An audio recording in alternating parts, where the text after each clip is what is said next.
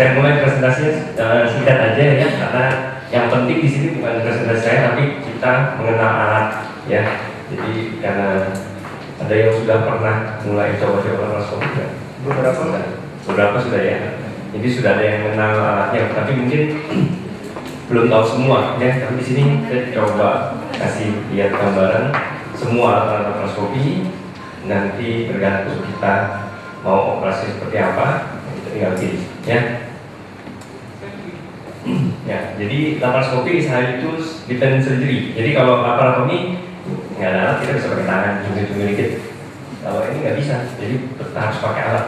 Kalau nggak ada alat, kita nggak bisa kerja, kita nggak bisa operasi. Ya. Jadi semua sangat tergantung alat. Dan kalau alatnya macet, kita punya alat pun macet, nggak bisa kerja juga. Ya, misalnya gas insulatornya mati, ya kita bukan alat laparoskopi, ya udah kita terpaksa oper, ya karena nggak bisa kerja lagi. Ya. Jadi kita harus tahu kalau bisa selesai sesi ini kita semua tahu dan mengerti kalau bisa terjadi troubleshooting, bagaimana cara menghandle troubleshooting tersebut. Ya. Nah ini set sistem yang biasa ya, jadi selalu ada monitor, ada light source kamera, ada insulator yang lengkap. Kalau yang sistem yang khusus seperti ini, yang kecil ya. Dan ini kalau di satu oka yang memang lengkap khusus diperuntukkan untuk endoskopi seperti di YPK ya. YPK sudah punya. Jadi semua digantung ke atas, tidak ada yang di bawah, ini tidak ada yang memakai troli ya. Jadi kalau misalnya kita lakukan laparoskopi atau histeroskopi di bawahnya basah banyak air, itu enggak nyetrum nanti kontaknya ya. Nah, kita mulai dengan insuflasi dengan menggunakan PRS ya. PRS ini yang penting dalamnya ada spring ya, ada pen. Jadi ada pegas yang bisa membuat supaya yang bagian tajamnya ini tidak terlalu normal ya. Di sini ya. Jadi springnya ini melindungi supaya pada saat terkena bagian yang tajam, yang keras ini, yang tajam ini akan muncul ya. Nanti kita akan coba di meja masing-masing untuk melihat bagaimana mekanisme kerjanya ya. Ada beberapa jenis. Ini yang biasa ya, ini yang single use ya. Ada beberapa perusahaan yang bikin seperti Econ, Johnson ya, mereka punya yang seperti ini. Harusnya sekali pakai ya, tapi ada beberapa rumah sakit yang pakai berkali-kali ya. Bedanya cuma di sini ada ini, ada bola kecil ya, yang untuk menunjukkan kalau misalnya terjadi insuflasi dia akan naik ke atas ya, dan itu ventilnya di situ biasanya. Tapi kecil sama ini yang biasa, ada senil yang tajam, yang besi. Ya, ini insuflator ya. Insuflator ada 6 indikator utama ya. Pertama gas filter, kedua pressure set ya. Jadi kita set berapa yang kita mau pakai, cuma 8, kita set dulu di 8. Kita mau pakai 22, set dulu di 22. Terus pressure real time artinya intra-abdominal pressure. Jadi pada saat kita melakukan insuflasi, berapa pressure yang ada di dalam intra-abdominal, itu kita bisa dari sini ya. Gas flow set juga ada, bisa kita atur. Misalnya untuk KS kita pakai yang 2,5 bisa. Kalau misalnya kita operatif banyak melakukan suction, kita bisa naikkan sampai 20-30 liter ya. Kalau yang mesin-mesin yang lama, ini semua yang sekolah yang baru ya, jadi kita bisa set sampai 30 biasanya kayak insuflator.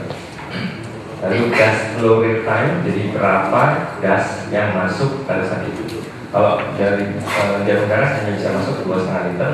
Kalau proper yang besar, 10 mili itu bisa masuk sampai 30 liter. Kalau yang kecil, proper 5 mili mungkin hanya bisa 10 liter. Ya. Dan total gas use itu ada di situ. Ya. Nah, kalau teman-teman yang punya insuflator yang lain ya, sama, semua sama ya. Jadi ada panelnya hanya sedikit berbeda. Kalau Escolab ini digital, full digital ya. Kalau ini sedikit manual dengan angka-angka ya. Dan di sini biasanya ada pemanas ya. Jadi ada gas heater Sini juga ada yang S-Club, mungkin sudah integrated di dalam, atau biasanya ada di selang ya. Jadi di selangnya ada spiralnya lagi itu untuk heaternya. Nah ini untuk merek yang lain, Olympus juga sama. Jadi semuanya prinsipnya sama, indikatornya hanya berbeda letak dan posisi. Ya, jadi 6 indikator utama itu selalu ada. Nah ini kalau dinyalakan ya seperti Indonesia, nanti mungkin bisa langsung dilihat di meja masing-masing. Ya. Lalu kamera sistem, ya kamera sistem ada yang single chip, rigid, HD, dan yang terbaru 4D ya, 3D ya seperti ini ya, Instant Vision. Ya. Ya seperti ini. Kalau yang 4D, 3D ini harus pakai kacamata jadi kita operasinya, ya karena belum ada monitor yang bisa bikin gambar supaya kita bisa langsung lihat 3D ya. Jadi seperti nonton di bioskop ya, di rumah kan ada yang. Nah untuk kamera head ya ini penting sekali karena biasanya kita mungkin punya kamera merek apa terus optiknya apa beda-beda ya. Tapi selalu sama, mountingnya ini selalu sama ya. Mau yang S-Club, yang Olympus, yang terbaru, mountingnya sama. Mungkin cuma cara masangnya beda, ada yang dipencet, ada yang diputer, ada yang ditekan ya. Nah ini semua sama dan harusnya masuk karena ini standar internasional sudah dibikin seperti ini ya. Nah balik ke optik ya. Nah kalau optik di sini biasanya mungkin teman-teman sudah terbiasa pakai yang optik 0 derajat ya.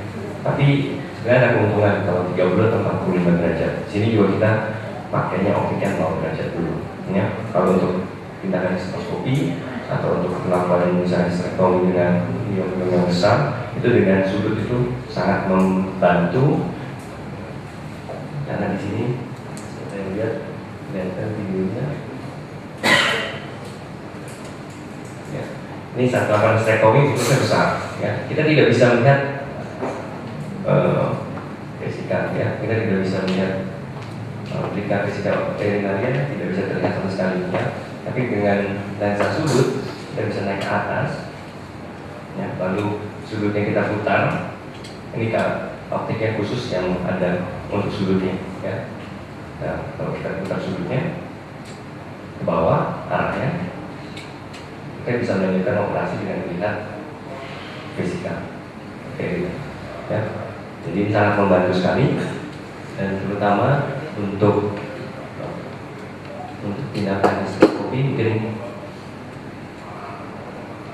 ya. Jadi kita lihat kalau histeroskopi kan ruangnya kecil, lingkupnya kecil. Jadi kita harus bisa punya sudut untuk bisa melihat kanan dan kiri ya. Kalau enggak ostium tuba internum yang sebelah kanan tidak bisa terlihat, yang kiri. Lalu kalau kita putar baru kita ke kanan ya. Ada beberapa merek lagi flexible optik ya. Ini mungkin untuk laparoskopi kurang begitu banyak dipakai. Tapi kalau teman-teman sejauh ada yang mulai menggunakan untuk single incision laparoscopic surgery ya, SILS, ini sangat membantu karena dalam single incision itu harus mempunyai sudut ya, semua instrumen dan kamera ada sudutnya. Ataupun untuk nanti fetoskopi itu juga biasanya memakai optik yang fleksibel. Ya, untuk monitor di sini semua monitor standar ya, monitor HD. Tapi kalau misalnya teman-teman sejauh di daerah mau pakai yang biasa itu bisa ya, misalnya tabung itu tapi monitor medical instrumen juga ya, tapi pakai Sony masih yang lama tabung ataupun yang sederhana seperti kita pakai untuk lapsos di seci pakai monitor komputer biasa juga bisa ya, cuman memang proteksinya kurang ya. Untuk light source ada berbagai macam light source, ada halogen, xenon, LED ya, semua punya keuntungan, punya kekurangan. Ya, kalau halogen itu warnanya sedikit kuning. Ya, kalau halogen sedikit kuning, jadi kalau saat kita melakukan operasi harus di white balance dan kita harus lebih terbiasa untuk warna yang lebih kuning. Ya, kalau LED sedikit biru, ya, jadi mata kita lama-lama bisa terbiasa. Yang paling natural memang yang xenon. Nah, light cable ini juga ada mounting, ya, jadi berbagai merek mountingnya berbeda-beda di sini. Ya. Ini bisa dilepas dalamnya biasanya. Jadi kalau teman sejauh punya light cable dari Olympus, misalnya, berbeda dengan yang Stokes punya dengan Esculap, itu bisa dicopot dalamnya ini sehingga kita bisa tetap memasang menggunakan light source manapun ya. Nah, untuk trokar, biasanya trokar terdiri dari 3 bagian ya. Nanti kita coba di meja masing-masing melepas bagian-bagiannya. Hal ini sangat penting untuk dilepas karena biasanya perawat itu menyimpan trokar yang sudah pernah digunakan tanpa dilepas. Jadi dia hanya rendam, cuci, terus dan simpan. Padahal di dalam sini banyak sekali sisa-sisa darah. Ya.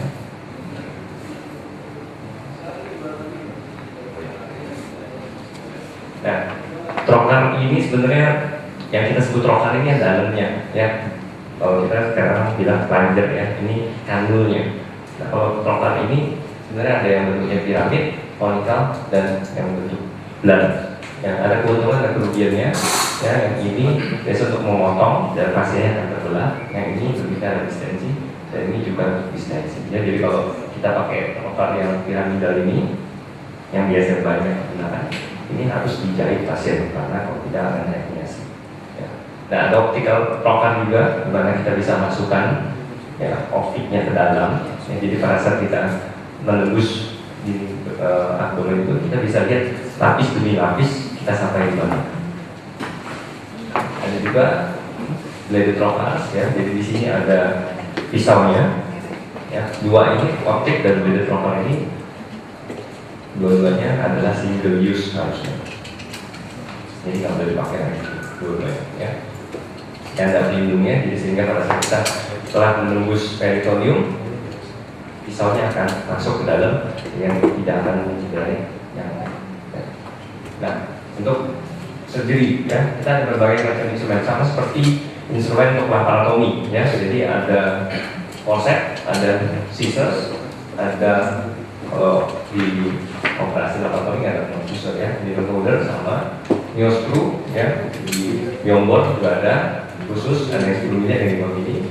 Suction irrigator ada, aspiration needle, lalu ada beberapa special instrumen seperti clip, aplikator, dan lain-lain. Juga ada untuk stapler, ya. Tapi mungkin itu lebih dan kita jarang pakai untuk clip atau stapler, ya. Nah, semua forceps ini umumnya sama, ya. Jadi dia ada insert, ada opposite, dan ada handle. Ya, semua merek kecuali yang single use. Kalau single use nggak bisa dilepas karena single use setelah pakai buang. Tapi kalau yang multiple use ini selalu ada insert, ada outer, dan ada handle. Ya, jadi kalau teman-teman sudah mau lebih berhemat bisa beli, karena yang mahal kan biasanya satu set ini. Ya, kita bisa beli insertnya aja, ya, lalu outer sheet sama handle-nya cukup beberapa, ya, cukup 3 atau 4. Ya, dari monopolar hook, ya, ada yang bentuknya L, ada yang bentuk lurus, ada yang bentuk jarum. Nah, untuk bipolar ini bedanya apa dengan monopolar? Juga ada bentuk forceps dan ada bentuk scissors, ya. Bipolar di sini dia selalu ada insulator, ya, ada berbagai macam tipe, ya, dan biasanya di belakangnya ini ada 2 kabelnya, ya, ada 2 elektrode gitu, ya, ada untuk supaya bisa jalan, ya. Nah, untuk gunting ada beberapa jenis, ya, ada yang double jaw, ada yang single jaw, ya. Jadi yang dua-duanya bergerak, ada yang satu bergerak, ya. Nah, kalau yang ini parrot jaw ini biasa kita pakai untuk menggunting benang, ya. Usahakan jangan gunting yang berjaringan dipakai untuk gunting benang karena biasanya jadi tumpul, ya. Kalau udah tumpul susah kita pakai. Needle holder ada berbagai jenis juga, ada yang lurus, ada yang bengkok, ada yang parrot jaw, dan ini beberapa jenis handle-nya, ya, juga biasanya bisa dilepas, bisa dipasang handle-nya, dan ini lock cushion-nya, ya, ada beberapa untuk extra power. Untuk manipulator ada yang bentuk seperti ini, jaw coin manipulator biasanya untuk prong pertubasi, ya, karena tidak terlalu besar, tidak bisa terlalu memanipulasi uterus. Kalau bisa ada deep infiltrating, mungkin ini agak sulit untuk memobilisasi uterusnya. Ada beberapa lain di rumi, ya, dia masuk sampai ke dalam sini, dan jika ditambahkan dengan cock Automizer bisa untuk sampai di spektrum konsentrasi. Ya. Di sini ada pisaunya, ada handle untuk menarik, dan sini motor. Ya. Ada yang motornya langsung, ada yang pakai baterai sebagai jenis, dan besarnya diameter ada yang 12, ada yang 15, ada yang sampai 21 mm. Oke, saya rasa itu dulu. Kita langsung ke station aja masing-masing ya, untuk melihat langsung ke